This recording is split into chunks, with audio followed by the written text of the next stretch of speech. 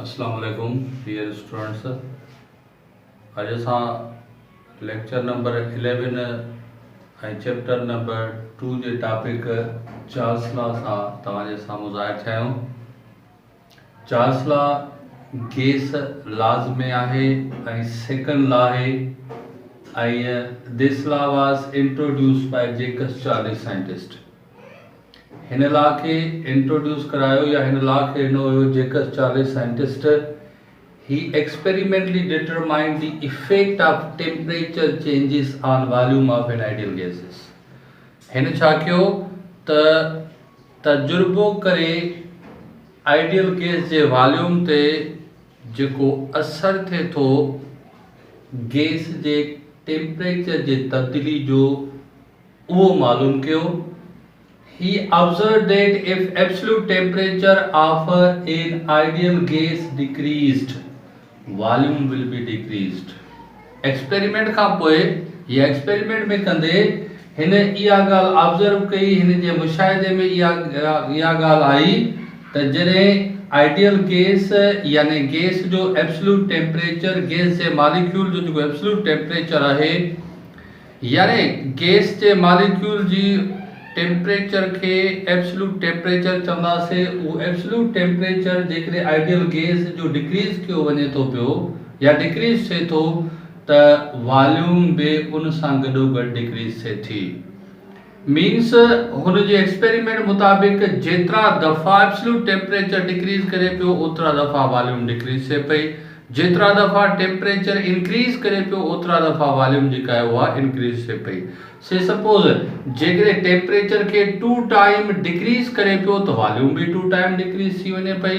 जेकॾहिं टेम्परेचर खे 4 time decrease करे पियो त वॉल्यूम बि गैस जेका आहे उहा 4 टाइम डिक्रीज़ थी पई वञे। ईअं न जे उबतड़ जेकॾहिं टेम्परेचर खे इंक्रीज़ करे पियो 2 टाइम त वॉल्यूम बि इंक्रीज़ थी पई वञे 2 टाइम। जेकॾहिं टेम्परेचर खे 4 टाइम इंक्रीज़ कजे पियो त वॉल्यूम बि 4 टाइम इंक्रीज़ थी वञे पई। He has summarized his observations and proposed a law. हिन पंहिंजूं ऑब्जर्वेशंस, हिन पंहिंजूं जेके बि तजुर्बा या जेके बि मुशाहिदा कया उहे समराइज़ करे उनखे मुख़्तसर करे हिकिड़े लॉ जी शिकिल ॾिनी आहे। लॉ ठाहियो आहे जंहिंखे चार्ल्स लॉ सॾिजे थो ऐं चार्ल्स लॉ खे टेम्परेचर वॉल्यूम लॉ बि सॾिजे थो।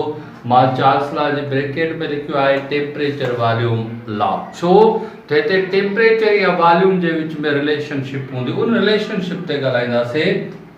हाणे हिन लॉ जी स्टेटमेंट जेका आहे उहा इहा आहे। नंबर पहिरीं the volume of given amount, it means number of moles of an ideal gas is directly proportional to the absolute temperature at a given pressure.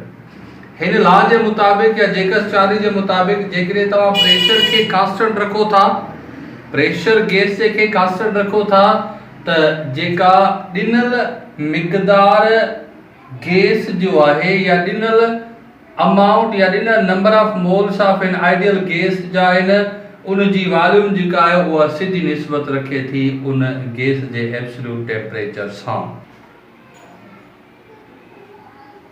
सिधी निस्बत कीअं त जेकॾहिं एब्सोल्यूट टेम्परेचर वधंदो त वॉल्यूम बि वधी वेंदी, एब्सोल्यूट टेम्परेचर खे घटायो वेंदो त पोइ वॉल्यूम बि घटिजी वेंदी।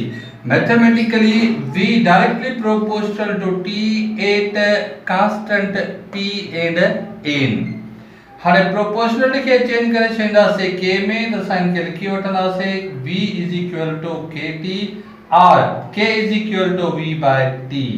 हाणे हिते हिन इक्वेशन नंबर फर्स्ट में जंहिंमें k बराबर थिए थो v बाय t जे, इन ते असां सेकंड स्टेटमेंट ठाहे सघूं था। सेकंड स्टेटमेंट मुताबिक़ the ratio between volume and absolute temperature of an ideal gas, यानी आइडियल गैस जी वॉल्यूम ऐं आइडियल गैस जो जेको एब्सोल्यूट टेम्परेचर आहे इन्हनि जे विच में रेशियो कयो, उन वॉल्यूम खे टेम्परेचर सां डिवाइड कयो।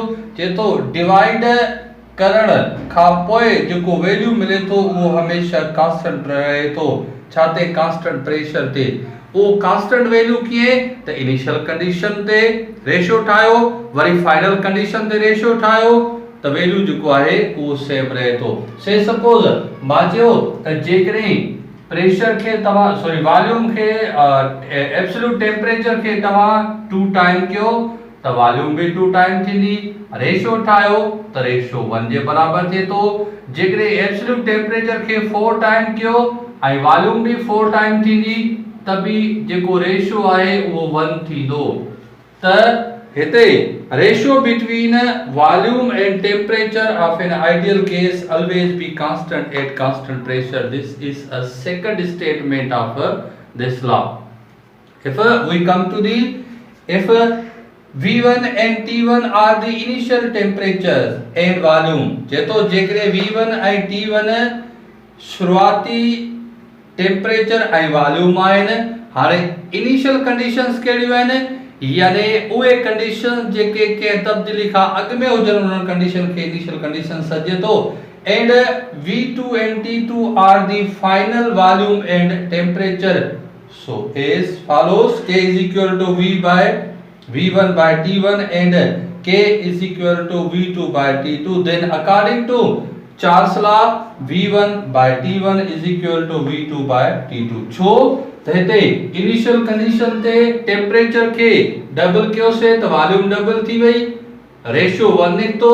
वरी जेकॾहिं चेंज कंडीशन में असां टेम्परेचर खे 4 टाइम कयो आहे त वॉल्यूम भी 4 टाइम थी आहे त रेशियो जेको आहे 1 थियो आहे। उन जे करे बिनी इनिशियल ऐं फाइनल जा जेके वैल्यूज आहिनि उहे कांस्टेंट रहनि था। तंहिंजे करे इनिशियल ऐं फाइनल हिक ॿिए जे बराबर थींदा। ही एक्सप्रेशन नंबर सेकंड आहे। एक्सप्रेशन नंबर सेकंड खे इस्तेमाल कंदे तव्हां चार्ल्स लॉ ते चेंज कंडीशन ते जेके प्रॉब्लम अचनि था उनखे तव्हां सॉल्व करे सघो था। यानी जेकॾहिं तव्हांखे इनिशियल वॉल्यूम इनिशियल टेम्परेचर ऐं चेंज टेम्परेचर मौजूद हुजे या मिली वञे त पोइ चेंज वॉल्यूम खे मालूम करे सघो था। जेकॾहिं चेंज वॉल्यूम इनिशियल टेम्परेचर हुजे चेंज टेम्परेचर खे मालूम करे सघो था। ईअं तव्हां इनिशियल वॉल्यूम ऐं इनिशियल टेम्परेचर खे मालूम करे सघो था जेकॾहिं ॿिया कंपोनेंट ॿिया पैरामीटर्स हुजनि।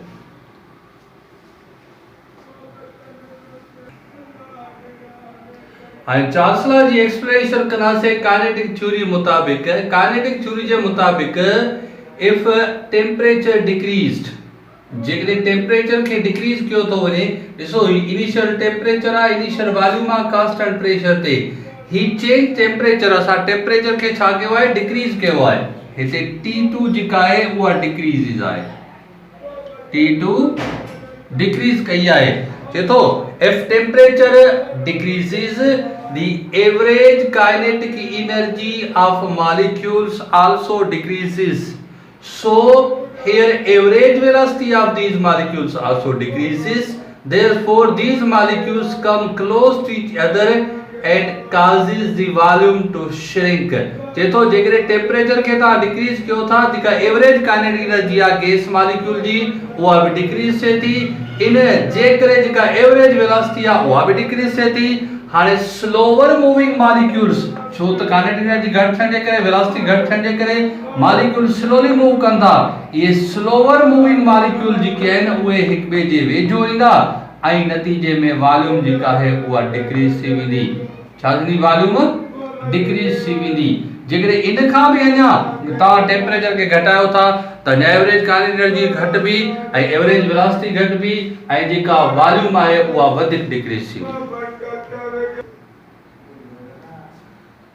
हाणे असां ग्राफिकल रिप्रेजेंटेशन या graphical explanation of Charles law ते आया आहियूं।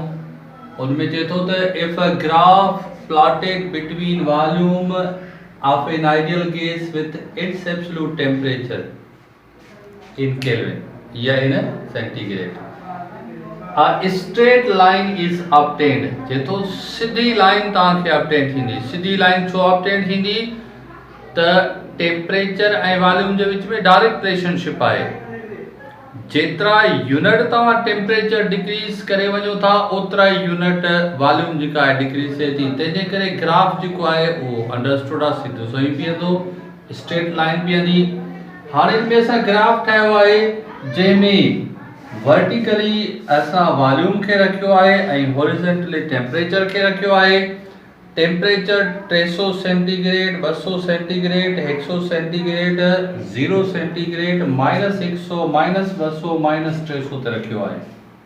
ठीकु आहे बाबा। हाणे जेकॾहिं असां टेम्परेचर खे ग्रेजुअली डिक्रीज़ कंदा अचूं 300 मां 200 ते अचूं त वॉल्यूम डिक्रीज़ थिए थी। वरी जेकॾहिं 200 मां 100 ते अचूं त वॉल्यूम अञा बि डिक्रीज़ थिए थी पई। 100 मां 0 ते अचूं त वॉल्यूम अञा बि डिक्रीज़ थिए थी।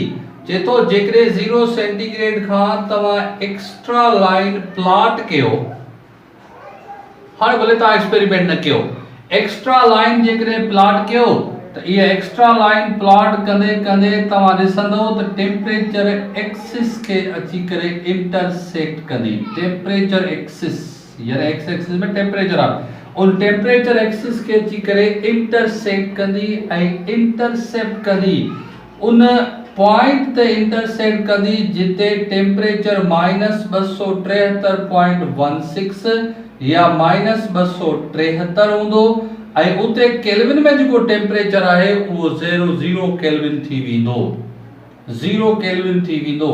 हाणे 0 केल्विन जेको टेम्परेचर आहे उनखे असां चऊं था एब्सोल्यूट 0 केल्विन टेम्परेचर या एब्सोल्यूट 0 केल्विन टेम्परेचर। ऐं इहो एब्सोल्यूट 0 केल्विन टेम्परेचर जेको आहे उहो सेंटीग्रेड में सेल्सियस स्केल में -273.16 या तव्हां इनखे राउंडेड ऑफ करे वठंदो त भई -273 थींदो।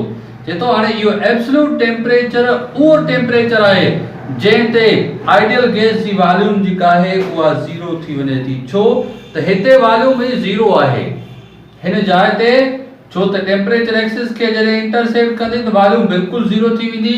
चए थो त 0 केल्विन उहो टेम्परेचर आहे जंहिं ते आइडियल गैस जी वॉल्यूम जेका आहे उहा 0 थी वञे थी पई। हाणे 0 kelvin temperature non ideal gas जे लाइ इम्पॉसिबल टू अचीव। छो त नॉन आइडियल गैसेस इन -273 या 0 केल्विन टेम्परेचर खां मथे ई कंडेंस थी करे लिक्विड या सॉलिड थी वेंदियूं आहिनि।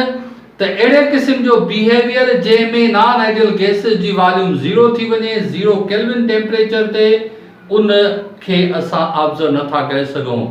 ही टोटली थ्योरेटिकल टेम्परेचर आहे ऐं प्रैक्टिकली टेम्परेचर न आहे। ऐं थ्योरेटिकल टेम्परेचर में आइडियल गैस जी वॉल्यूम जेका आहे उहा 0 करे सघिजे थी पई। याद रहे त 0 केल्विन ते इन आइडियल गैस जे मॉलिक्यूल जी मोशन भी सीज थी वेंदी। मॉलिक्यूल जी जेका आइडियल गैस जी वॉल्यूम आहे उहा भी 0 थी वेंदी, मास भी 0 थी वेंदो। मीन्स इन मां क्लियर थींदो त आइडियल गैस को मैटर कोने को।